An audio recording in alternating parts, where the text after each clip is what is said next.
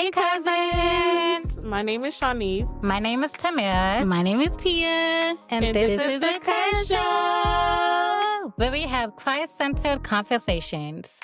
Having a good understanding of who he is helps you to not stray away from when people are telling you things that are untrue. I like you said this the other day. When things happen, it probably has nothing to do with you. It has nothing to do with you, and more so about God testing you or moving you in a different direction and positioning you in certain ways or changing your mindset so you could be ready for a new obstacle, a new moment, a new time. Your obedience and correction may be on the other side of your freedom.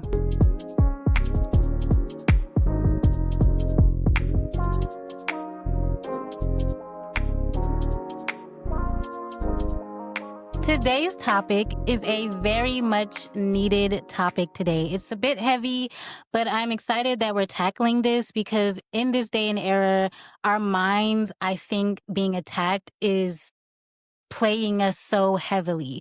So today we're talking about attack on our minds from the perspective of Job. So I'm going to give y'all a little bit of a summary of Job just in case. Feels like, hey, we don't know the story just yet. So I'm going to give y'all a little summary and then we're going to really dive in and get a deeper understanding. So Job was a perfect and upright person who feared God. Job had wealth, riches, and a family. The Lord stated to Satan one day, "Have you considered my servant Job? That there is none like him in the earth, a perfect and upright man, one who fears God and eschews evil." That is from Job 1:8. Satan then said to the Lord, "Put forth your hand now and touch all that he has, and he will curse you to your face." Job 1:11. The Lord gives Satan permission to touch and disrupt what Job has to test Satan's statement. Job then loses his wealth, his children, and he becomes physically ill. Job goes through a series of emotions and thoughts while he's facing these trials. However, he never curses God and ultimately receives back more than what he lost. So I'm going to give it to Tamara to take it away. Yes. Okay, so first we're going to dive into his community and his basically his friends and his wife. So I feel like we need to start off there because this kind of plants the seed of where his mind starts shifting. So I'm reading from the Christian Standard Bible. It's the study Bible for women. I love this Bible. You should definitely check that out. I got it from Barnes & Noble. Yeah. Period. And there's a backstory of why I got this particular Bible, but that's for another day. Okay, so like Tia said, Satan basically was just like, I'ma choose Job, I'ma basically test him, and God was like, he's gonna be faithful. So for his wife, Job chapter 2, verses 9, "Curse God and die. You speak as a foolish woman speaks," he's told her. "Should we accept only good from God and not adversity?" Throughout all this, Job did not sin in what he said. So I want to pinpoint why it's important that we start off with his wife. Because a lot of times when we're getting attacked in our minds, Satan will use people close to us. And the first person he used was his wife. And, as a wife, you're the closest thing to your husband. You speak life into your husband. And for her to say... Well, you're supposed to as a wife. You're supposed to, right. You're supposed to speak life into your husband because God gave you guys a covenant, and that is a special thing. And what she said was like, you should curse God. Yeah. Like, there's no reason why you're going through all of this. If you're faithful as you say you are, and you're doing everything right, God is clearly punishing you. And I definitely feel like that definitely messed with his mind because he's like, it kind of, I think, sowed a little, what's the word? A seed of doubt. Exactly. A seed of doubt. A shift of faith. Yeah, doubt was I definitely planted. He still said, throughout all this, Job did not sin in what he said. So he still had a little hope, but I think that's when the doubt started creeping in. Yeah. Mm-hmm. Yeah, I agree.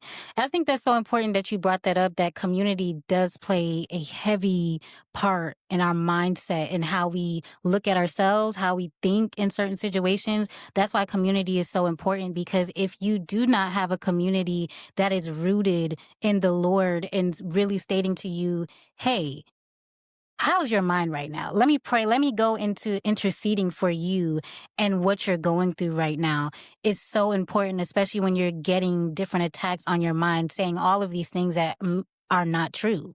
Exactly. And so now we're going to go down to 11 when it says, now when Job's three friends, um, so I'm bad with pronouncing names, so please forgive me. Eliphaz, the Temanite, Bildad, the Shushite, and Zophar, the Nimanite. I probably said that all wrong. But please forgive him. Heard about all this adversity that had happened to him. Each of them came from his home. They met together to go and sympathize with him and confront him. When they looked from a distance, they could barely recognize him. They wept out loud, and each man tore his robe and threw dust into the air and on his head. Then they sat on the ground with him 7 days and nights, but no one spoke a word to him because they saw that his suffering was very intense. They came and they saw him, and they just sat there with him. They were just being in his presence, just comforting him. So they didn't say anything. And I think that's important to recognize that sometimes when our friends are in distress, sometimes we don't need to say anything. Sometimes we just need to they just need to know that we are there for them and that we see them, right? But when they started opening their mouth, that's when it became a problem. Because sometimes we don't consult to God about what we should say to our friends in distress, and it clearly showed in this book. But I just want to pinpoint, like, it's very important to have the right people around you when you're going through trials and tribulations. What is their mindset? Do they know God as they should? Because when you're going through those trials, you need people who are in tune with God to say the right things to you, to build you up, to lift you up, not tear you down. I really want to get into Job and how his character was being attacked by his friends and how that really shifted and kind of hurted his emotions and mindset. I think if you looked at his friends, Bildad, Zophar, they went after his character because just like the devil does, he attacks who we are when he's trying to reach us. He attacks, he's saying, you're not good enough, you're not worthy, you're not, all of these things that are not true. And his characters, even though they didn't know what they were doing, they were attacking who he was, which and then affected how he saw himself, right? Bildad told Job in Job 8:13, so are the paths of all who forget God, and the hypocrite's hope shall perish. He basically called Job a hypocrite, right? Yeah. He's basically saying, like, you don't serve the Lord like you say you serve the Lord. You don't actually love the Lord like you say you love the Lord. And then Eliphaz, I think that's how you say the word. Child, these names. Yeah, I think she said it correct. So he accuses Job of being against God. He said, you know what, if he was really with God, he wouldn't do the things that he's doing to you. And then Zophar basically calls him a liar in Job 11:3. And I think, again, all of these things are untrue. And so we see through the passages that Job now is trying to defend himself and saying these aren't true. But I think just like in Job, we have people in our lives, even today, who are attacking who we are. And Satan, the enemy, is using those people to attack what you know about yourself and then what you know about God. Having a good understanding of who he is helps you to not stray away from when people are telling you things that are untrue about him and then about you. And I think that's why it's important to grow and have a deeper relationship with the Lord, because when you know who he is, then you know who you are. And then you can have a firm foundation stating, you know what, that's untrue. That's untrue. And even though it is so hard because when things come in your head, especially the things that you're struggling with, right? Because I may be struggling with identity or struggling with how I see myself. And then I just hear a whisper, you're not good enough. You don't belong in that space.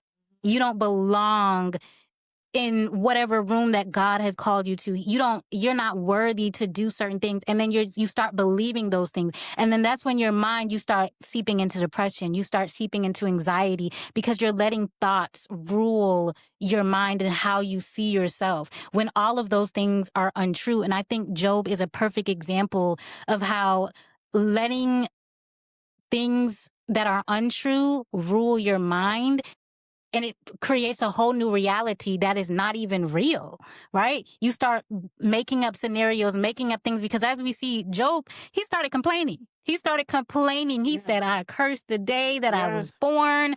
I'm like, it's better if I wasn't born. And he starts giving up because in Job 7:21, the amplified version, because I be reading different ones. So I just want people to know too. If you feel confused about the word, get you some different. I personally use the New Living Translation. Exactly. So you can have a deeper understanding, if you feel like, oh, I don't really understand, not an excuse anymore. Okay. But say Job 7:21, and why do you not pardon my transgression and take away my iniquity? Iniquity. I'm working on my English. For now shall I lie down in the dust, and even if you will seek me diligently, it will be too late, for I shall not be. He's basically giving up on himself and saying, it's no point in even trying anymore. Those things are not true. God is giving you the strength and the ability to do what it is that he has called you to do.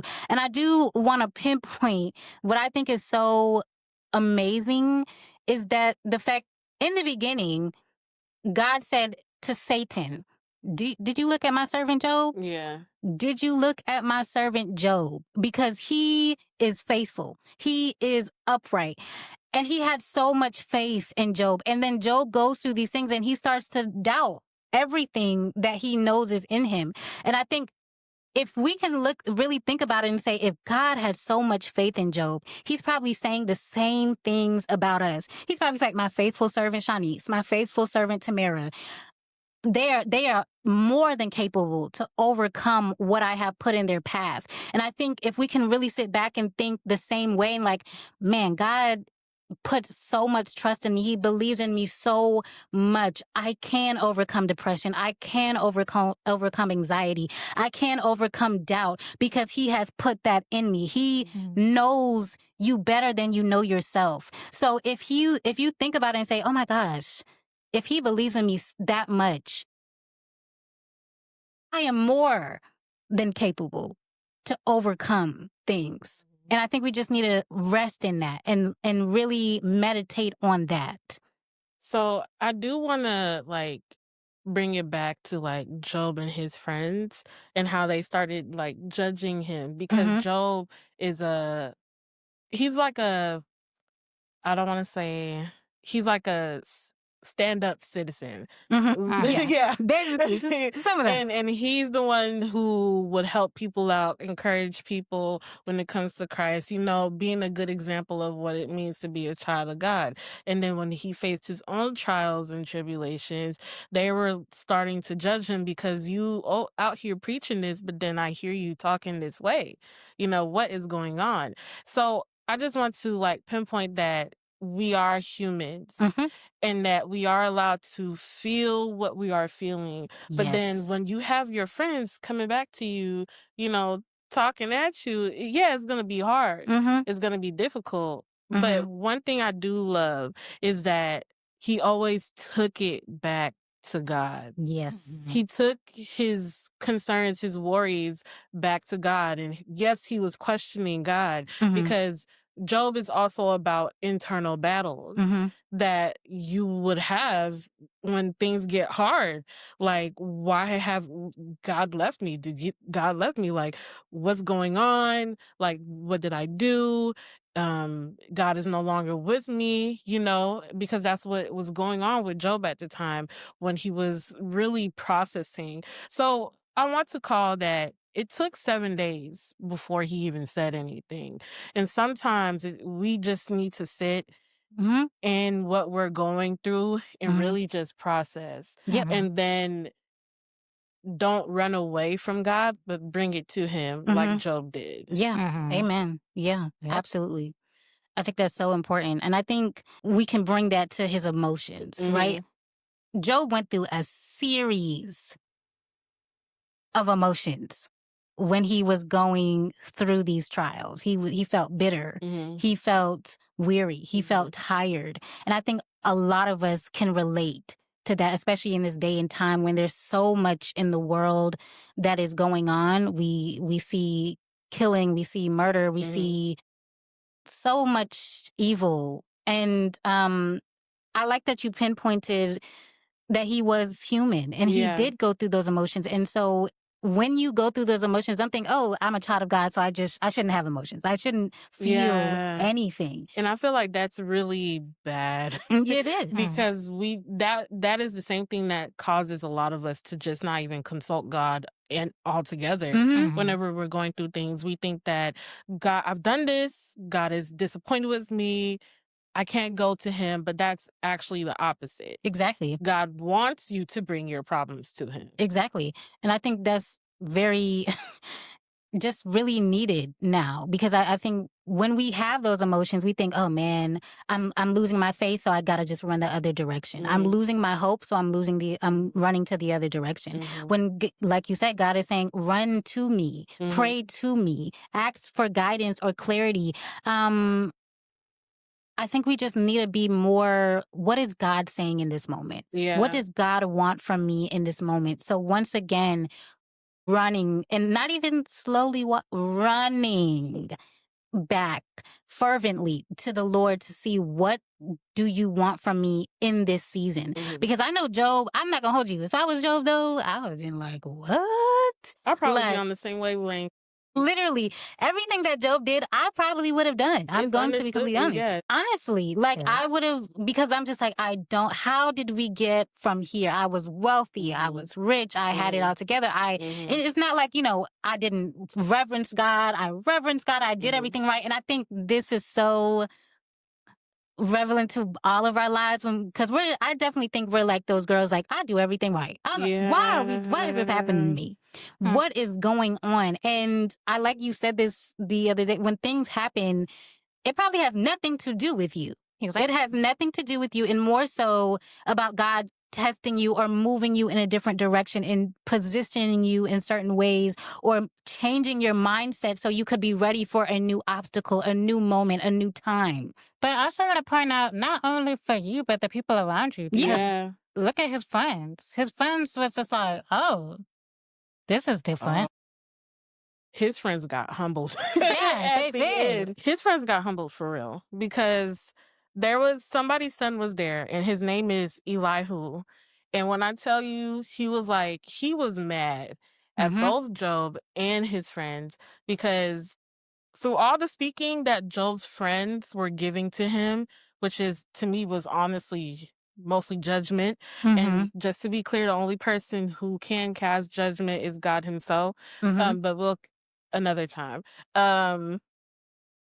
He was mad because they wasn't really doing anything. Yeah. When it came to what Job was saying. They wasn't able to really combat what he was saying. But yet Job was also questioning God. In chapter 23, 6, starting from verse 6, Elihu said that young and you are old, so I held back from telling you what I think.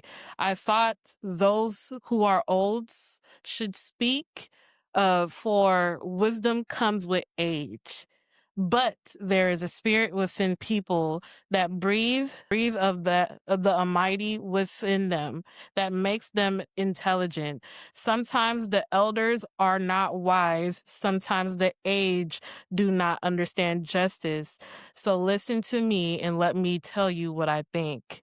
Also, I do want to read a verse that came before what I just read, which starts from verse 3, where it says he was also angry with Job 3 friends, for they made God appear to be wrong in their inability to answer Job's arguments.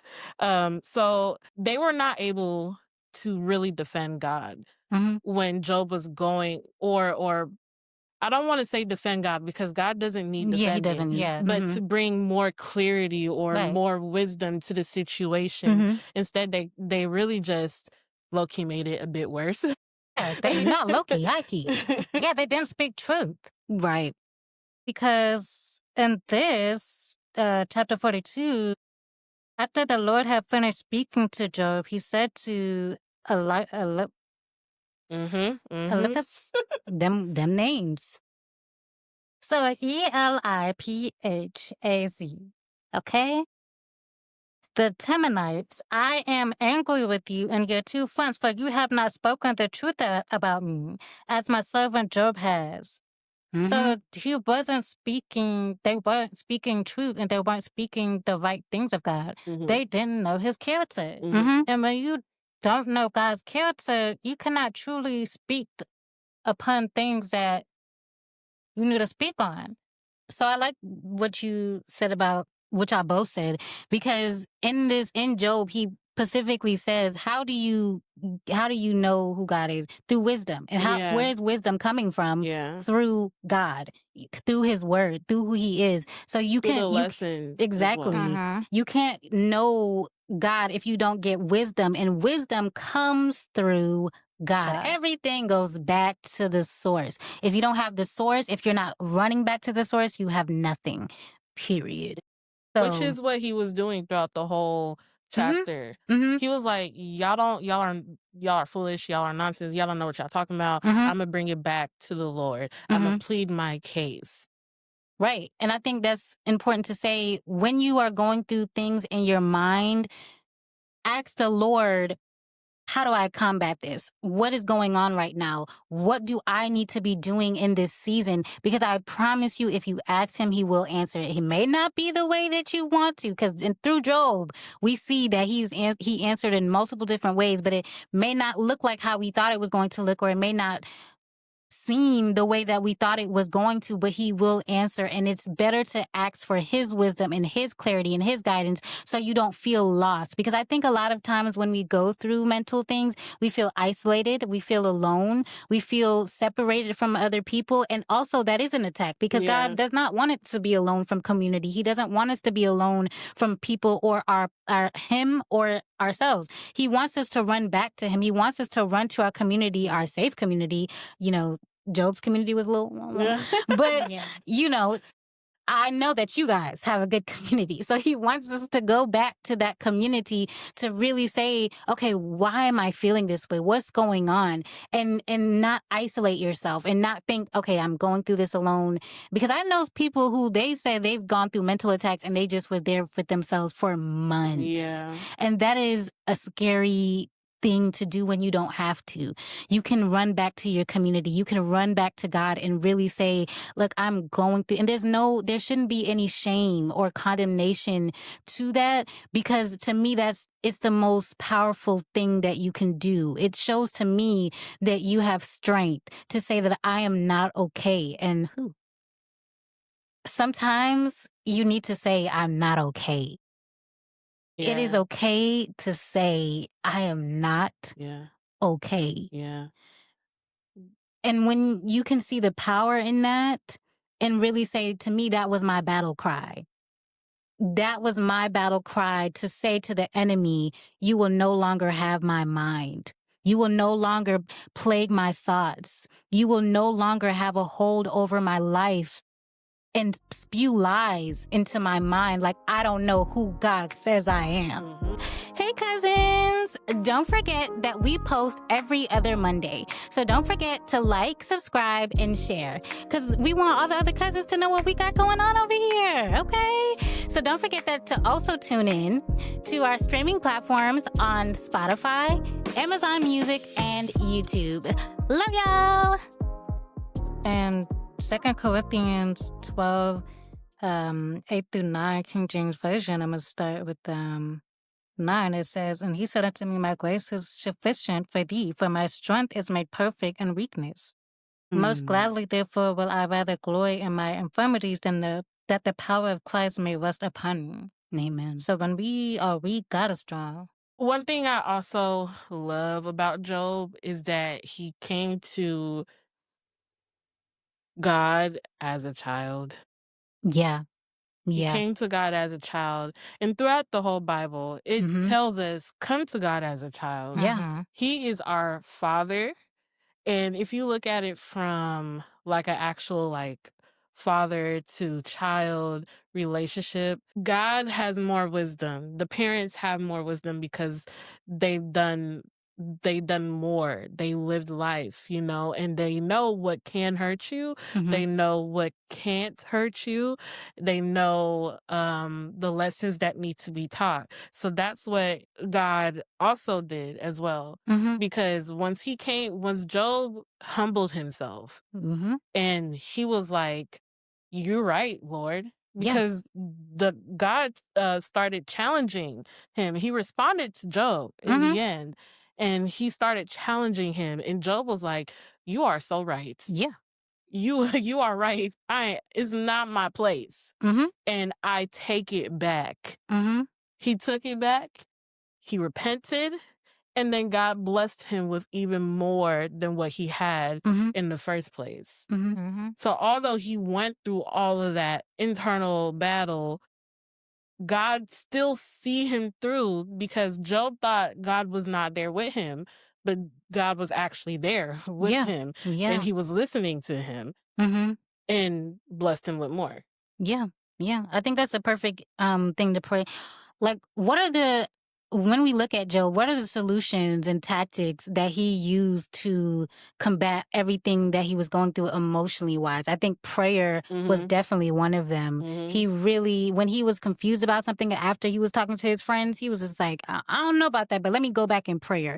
And I think that's why nowadays prayer is so needed. If you're Mhm. not in your prayer life, get in your prayer bag, get in your prayer, hit that flow, okay? Because you really need to be praying, especially in, I know, your secret place, the place with you and God where you're just communicating and saying to the Lord, I don't understand. I don't know what's happening. I don't, why is this happening to me? Like, you need to be more intentional about what you're saying to God because it will change your life. Be intentional about what it is that you're saying to Him. And that's where his friends should have gone. They should have gone in that secret place. Mm-hmm. But instead, they were caught up in their own emotions and their Yeah. own Yeah. understanding. Their own opinions. Yeah. Exactly. Your own opinions will lead you astray.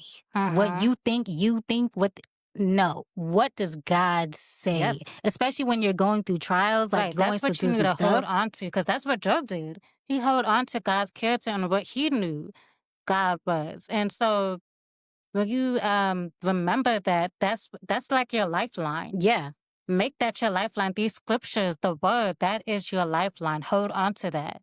Mm-hmm. I agree. Especially, again, in this time that we're living in, you definitely need to be firm, especially because we see all of these. If I don't know if y'all Mhm. notice, but all of these things starting to happen and circulate, you need to have a firm foundation about who he is. It is so important. So, prayer, like I said, is one of them. Also, again, consulting God for his wisdom, reiterating that. I think that is also very important because through prayer, you can gain wisdom, right? You can gain clarity about what it is that he's saying to you in this season. What is he saying to you about how you're feeling, your emotions, all of those things. He can give you clarity and say, hey, actually, you hanging around this person is actually causing you distress. Yep. You doing this activity is actually leading you away from me. Whatever it may be, I think because God convicts people of different things, right? So if God is convicting you about what it is that you're watching or what it is that you are listening to or something, like, hey, that is actually causing you to get into this pit where you're not seeking me. And then you can say, okay, you're right, Lord, I need to be obedient. And then move away from those things, because Job essentially was obedient in the end, right? He was just like, oh my gosh, you're right. Yeah. You're right. I don't know what I'm talking about. And then he repents, and then he also then prays for his friends. And that is why it is so important to be connected to the right people too. Yeah. Because you don't know, when you're connected to the right people, they can intercede on your behalf. Because if it wasn't for Job, I don't know what happened to them. God was actually angry. He was angry. He was. At And his he was friends. like, He was like, you guys are not. He was disappointed. yeah. And if it wasn't for Job, I don't know what would happen to them two friends. Yeah, and it says, then my servant Job will pray for you. I will surely accept his prayer and not deal with you as your folly deserves. Woo. For you have not spoken the truth about me as my servant Job has. Godly friends Literally. will help save your life. Literally. Like, me and Job would be tight ever since. That's what I'm saying. Like, what happened to Job? I'm there for Job. Because when you have those people who can intercede and really know the Lord, it can change the whole trajectory of your life. It can change the whole perspective of your life. Because if he wasn't there, I don't know, man. Yeah. I don't know. Yeah. So overall, Job has really been speaking volumes to me. Yeah, because you can see the attacks on his life personally, and then the outcome in the end, because he was humble enough to admit that he was wrong. It's really about being humble and receiving the lesson God has for you. Receiving correction. And going from there. You know, our pride really can stand in the way of us receiving the blessings that God has in store for us. Yes, we can go through things, but it's about, what is the lesson that God is trying to teach you here?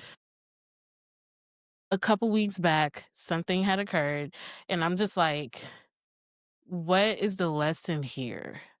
Because it was happening at work, it happened in my personal, and then I started speaking to somebody else about this same issue, and I'm like, maybe it's a problem with communication that I need to work on.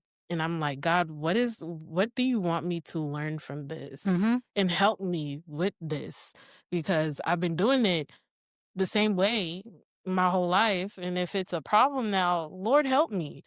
Guide me to the right people, guide me to the right resources. Help me. Yeah. Your obedience and correction may be on the other side of your freedom. Your freedom could be attached to your correction and obedience. True things. Gotta love Job.